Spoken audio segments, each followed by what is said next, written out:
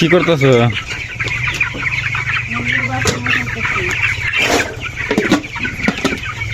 ছোট বাসন উঠাইয়া বড় গামলা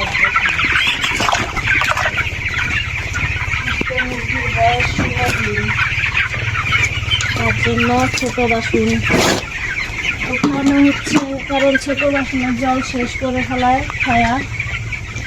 এখন থেকে গামলা দিব, গামলায় একটু বেশি জল দেওয়া যায়, গামলার জল খেয়ে ফুরাতে পারবে না।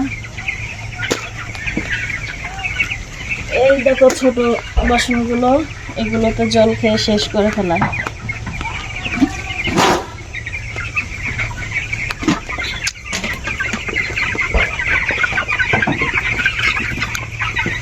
এই ফাঁকা জায়গাগুলোর মধ্যে এখন গামলা বসাবে একটা করে, সবগুলো দানার বাসনের মাঝখানে একটা করে জলের গামলা।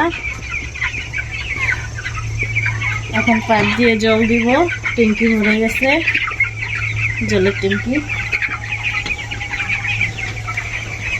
সব ছোট বাসন উঠায় ফেলেছি, সবগুলো বোরিংয়ের।